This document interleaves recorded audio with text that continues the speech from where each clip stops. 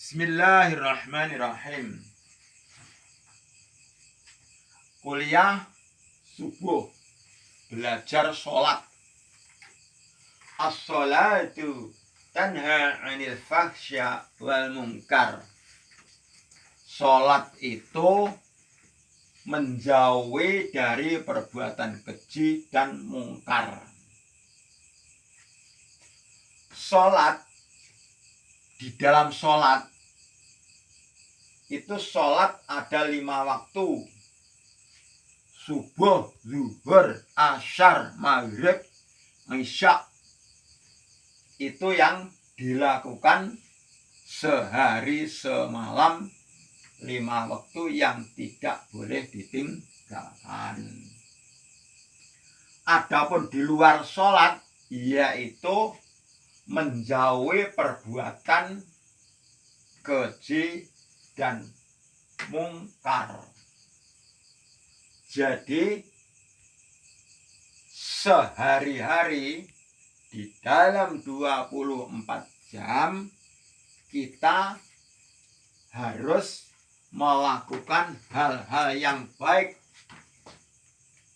bermasyarakat baik, bekerja baik, berdagang baik, menjadi buruh baik, menjadi aparat baik, menjadi bos baik. Nah, kalau kita itu biasa baik itu semua baik, berarti kita bisa selamat. Artinya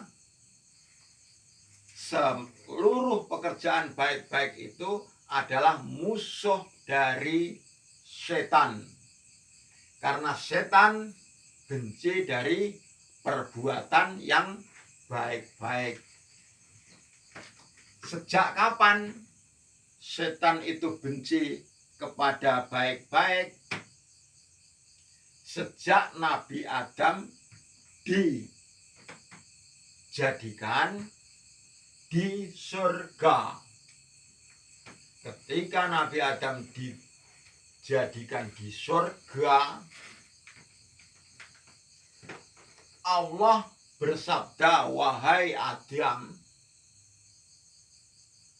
dan Hawa, kamu janganlah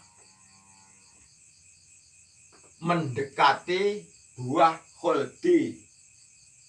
Nah, setan itu iri, setan itu benci kalau Adam dan Hawa itu mentaati perintah Allah, maka disesatkan. Wahai Adam, khuldi itu apa artinya? Artinya ya kekal. Ya, maka dari itu setan berkata, kalau kamu tidak makan buah khuldi, berarti kamu tidak kekal di surga. Maka dari itu, kamu harus makan buah khuldi. Adam tidak mau. Adam berpendirian teguh. Dawuh Allah, la taqroba hadhihi syajarata. Jangan mendekat-dekat buah ini, apalagi memetiknya, bahkan memakannya. Adam sudah mengerti dan ingat, dia berpendirian teguh tidak akan makan buah khuldi. Maka bagaimana langkah selanjutnya? Lalu setan mendekati Babu Hawa, Siti Hawa, istri dari Mbah Adam. Lantas bagaimana? Babu Hawa tidak tahu politik, kata-kata yang dibalik itu tidak tahu. Jadi oleh karena iblis berpolitik, Hawa, Adam sudah mengatakan bahwa khuldi itu artinya kekal. Jadi kalau kamu tidak makan buah yang kekal, kamu nanti akan diturunkan di bumi. Nah, Hawa berpikir terkecoh oleh iblis itu tadi. Jadi oleh karena terkecoh oleh iblis, lama-lama percaya kepada iblis, nah lantas ambil buah khuldi, dimakan. Nah, Adam begitu lalu mempengaruhi Mbah Adam. Hei Adam, sungguh saya yakin bahwa kalau tidak makan buah ini, kamu nanti tidak kekal. Makanlah. Babu Hawa sudah makan terlebih dahulu, ditelan sampai di dada. Nah, kemudian Adam terbujuk oleh istrinya. Ya, maka lupa dengan peringatan dari Allah itu, lupa. Nah, lalu lantas Nabi Adam makan. Kedua orang makan, Babu Hawa sampai di dada, Adam sampai di leher. Gulu menjing nih, gulu menjing. Jibril diperintah oleh malaikat oleh mengingatkan, hai Adam, hentikan. Nah, hentikan, itu makannya masih di gulu menjing, berhenti menjadi gulu menjing yang mentol. Lek wong wedok tidak punya gulu menjing, dan ini tidak ada. Yang ada apa? Buah dada. Nah, maka wong wedok mangane luweh akeh, wis teko dodo digetak, jadi ini melepuh jadi ini ini buah dada ini. Maka oleh karena ini berasal dari buah surga, banyak lelaki yang itu kalau melihat itu kadang-kadang tergiur, dadanya, gitu dan sebagainya, putihnya dan sebagainya. Ya, memang kalau untuk Mbah Nabi Adam dulu bisa dipengaruhi oleh Babu Hawa, ini loh Adam, buah yang kekal. Nah, malah lupa, tergiur. Hingga sekarang ini, maaf para pemirsa, kita harus berhati-hati karena wanita adalah zaman dulu suatu godaan. Jadi keimanan kita sudah kuat, tapi ingat, pengapesannya wong lanang kalau digoda oleh wanita. Itu seperti nyanyian orang Omai Rama itu. Karena wanita adalah suatu godaan. Nah, itu suatu kebanyakan. Kaum nabi-nabi dahulu bisa tergiur juga karena godaan setan melalui para wanita. Nah, ini suatu cerita. Ini belok dari kisah Mbah Nabi Ibrahim alaihissalam. Ketika tergoda wanita, dia bisa celaka. Mbah Nabi Ibrahim musuhnya Raja Namrud. Oleh karena pertentangan terus dianggap Mbah Nabi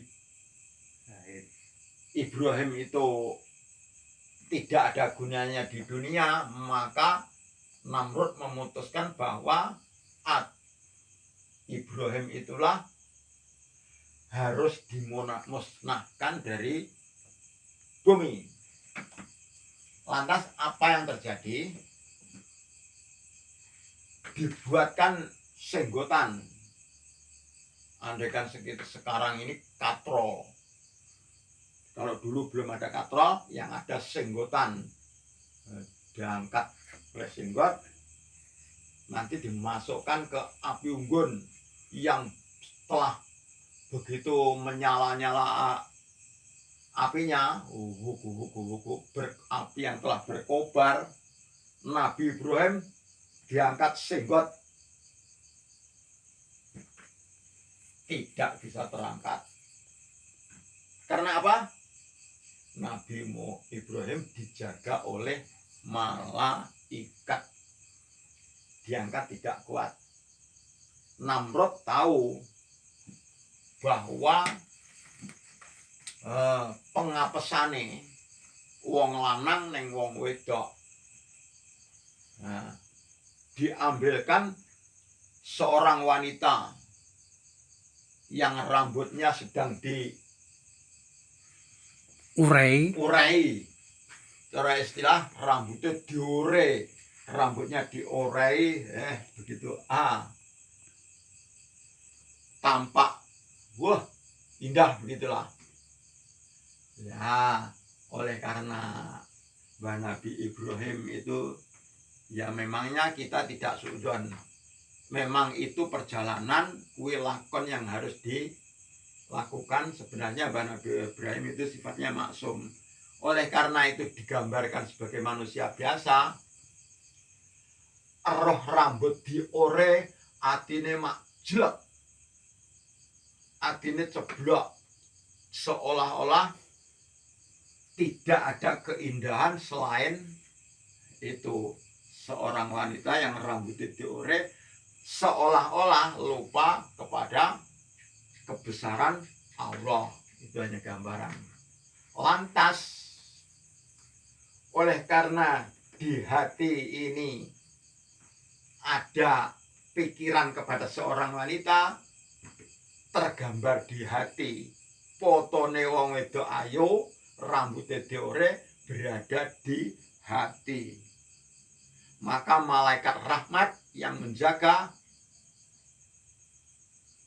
pergi seketika. Apa yang terjadi ketika malaikat pergi? Menjadi ringan. Diangkat senggotan del. Jadi diangkat katrol itu hanya ringan saja, seberat berapa? Hanya 60-an kilo aja ya. Del. Masukkan api jelegur. Setelah diangkat dia teringat kepada Allah. Ini foto wanita sudah pergi. Setelah foto wanita di dada ini sudah pergi, malaikat kembali lagi. Plek. Mendampingi Nabi Ibrahim, jatuhkan ke api jelegur. Apa yang terjadi? Karena Nabi Ibrahim dijaga oleh malaikat, api menjadi bardan wasalaman. Artinya apinya menjadi dingin. Bardan wasalaman, dan Nabi Ibrahim selamat dari kobaran api. Nah, itu tadi suatu contoh. Kanggo ilo-ilo, ojo pasang gambar neng jero omah. Mengko mundak malaikat ora gelem hadir neng omahmu. Nah itu tembung sanepan atau tembung sastra. Sebenarnya maksudnya rumah itu hati kamu jangan diisi gambar-gambar. Gambar-gambar itu menggambarkan sana ada cewek, gambarnya di sini, ada Niko Ardila, gambarnya di sini, penyanyi-penyanyi, artis kenalan, dan teman sekolah, teman siswa, siswi, sebagainya digambar di sini. Itu jangan. Di siapa? Di tulisan Allahu Akbar.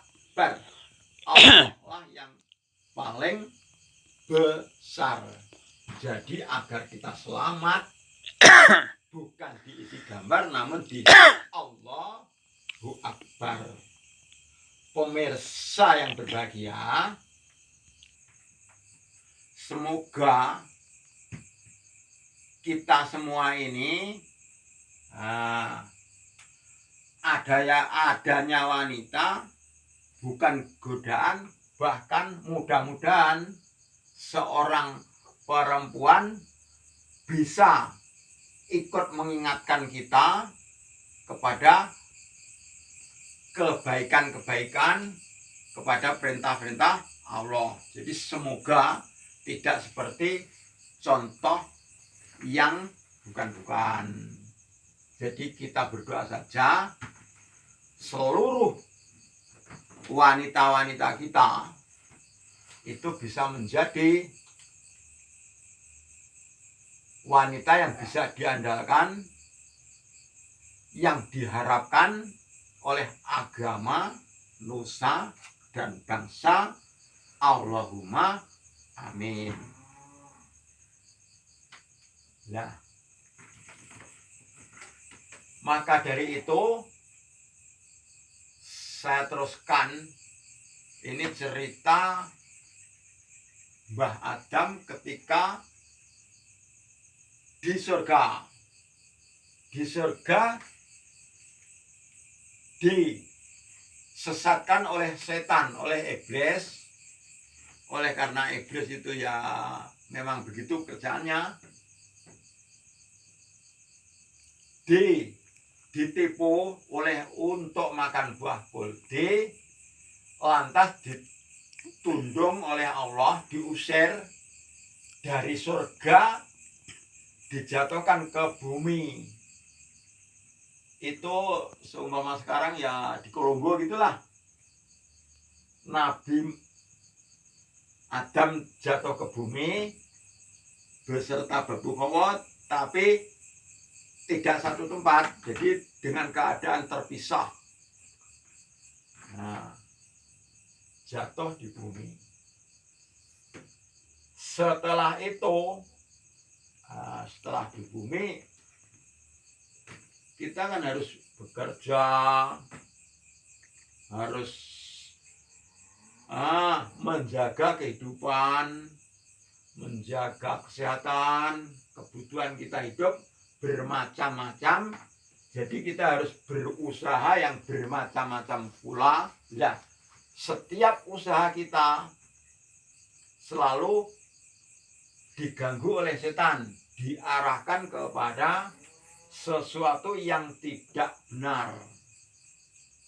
Nah, oleh karena Nabi Adam itu selalu teringat telah dijerumuskan oleh setan, maka biasa berhati-hati, ijtihad. Jadi di dunia ini dia selalu ya prihatin gitu, sehingga apapun yang kelihatannya itu baik, kelihatan itu ya mewah-mewah, indah, dia berhati-hati, dia seolah-olah trauma di saat di surga tadi. Nah, dengan berhati-hatinya dia seluruh perbuatan keji dan mungkar dihindarkan, maka sehingga mati pun itu melekat dalam hati, tidak mau apa-apa selain apa yang datang sendiri dari Allah. Nah, kemudian oleh karena hidupnya selalu berhati-hati dan itu cara istilah lain yaitu fanatik gitu, fanatik akan godaan-godaan setan. Mati fanatik itu dibawa mati. Nah, dulu sekarang setan menggoda Nabi Adam jatuh ke bumi. kalau di bumi nanti tidak sukses, tidak bisa menjauhi perbuatan keji dan mungkar, nantinya akan masuk neraka, menjadi teman setan. Nih. Tapi bagi yang bisa, bagi yang lolos di bumi bisa berhati-hati menjauhi perbuatan keji dan mungkar, maka akan masuk neraka, masuk surganya Allah Subhanahu wa ta'ala. Oleh karena dia trauma, seluruh mukmin itu sangat berhati-hati akan trauma kejadian-kejadian yang lalu. Ketika masuk surga pun diperintah oleh Allah, di sana pun masih ingat. Maka apa yang terjadi? Di surga khawatir kalau itu nanti masih godaan iblis. Lantas Allah bersabda ini, salamun qaulam mir rabbir rahim. Selamatlah, kamu telah selamat. Itu qaulam mir rabbir rahim, sabda dari Allah yang maha pengasih. Salamun qaulam mir rabbir rahim wamtazil yauma ayyuhal mujrimun. Dan berpisahlah hari ini, wahai orang-orang yang berdosa. Jadi kalau sudah ada salamun qaulam mir rabbir rahim wamtazil yauma ayyuhal mujrimun, besok orang-orang yang berdosa akan berpisah dari orang-orang mukmin. Pemirsa yang terhormat, untuk memperoleh atau menanti sabda dari Allah Subhanahu wa ta'ala, salamun qaulam mir rabbir rahim wamtazil yauma ayyuhal mujrimun, nanti kita harus melakukan ini, aqimus sholah, dirikanlah sholat. Jadi kita mendirikan berarti melakukan sholat sehari semalam 5 waktu secara rutinitas terus menerus dengan waktu yang stabil. Kata-katanya aqimus sholah. Nah, kalau melakukan hanya sekali 2 kali, itu bahasa Arabnya bukan aqimu tapi fi'lu. Fi'lu melakukan, fi'lu sholah melakukan sholat sekali atau 2 kali, itu sudah fi'lu sholah. Tapi kalau aqimus sholah itu mendirikan itu melakukan secara rutinitas dengan waktu tertentu sehari semalam 5 waktu, dan itu continuous, terus menerus. Itu aqimus sholah. Sampai kapan? Sampai ini, wa'bud rabbaka hatta ya'tikal yaqin. Beribadahlah kepada Allah hingga sampai akhir hayat. Jadi selamanya kita menegakkan sholat. Dan sholat itu menjauhi keji dan mungkar. Itu selama-lamanya, sehingga nanti ada sabda Allah sendiri, sehingga datang ini, salamun qaulam mir rabbir rahim wamtazil yauma ayyuhal mujrimun. Jadi kalau kita selalu menjauhi keji dan mungkar, terus kita nanti bisa meningkat derajat, bisa belajar itu pertama, sholat itu memang sulit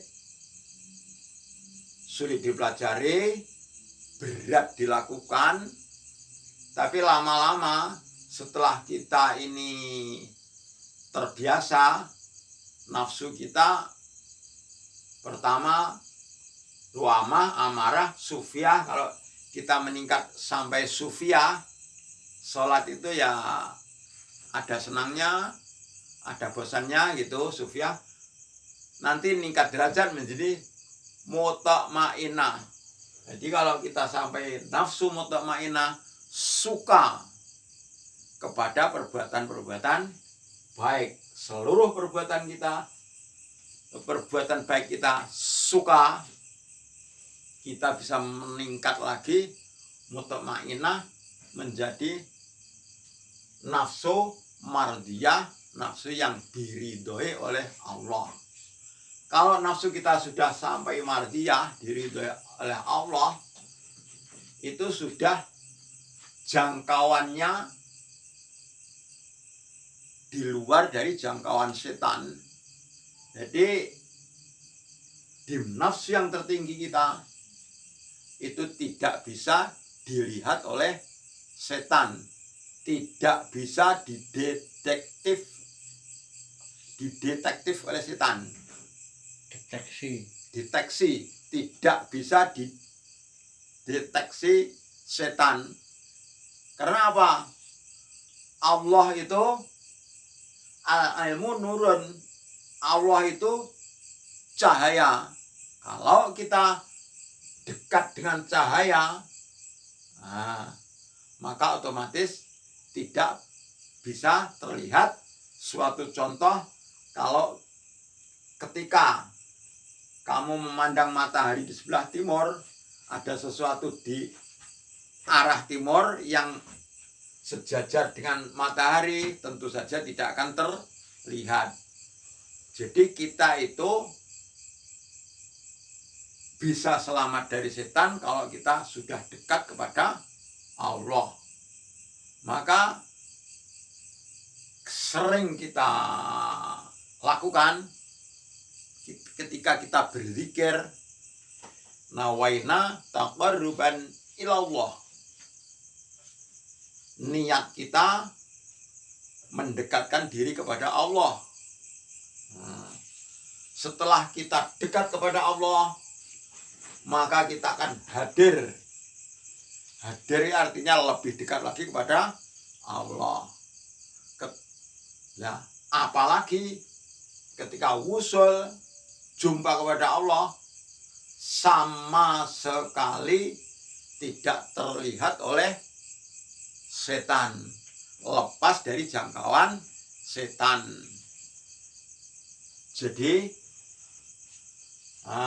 andaikan kita sudah sungguh-sungguh beribadah, insya Allah kita akan sampai di situ. Allahumma amin. Pemirsa yang terhormat, karek nutup nih.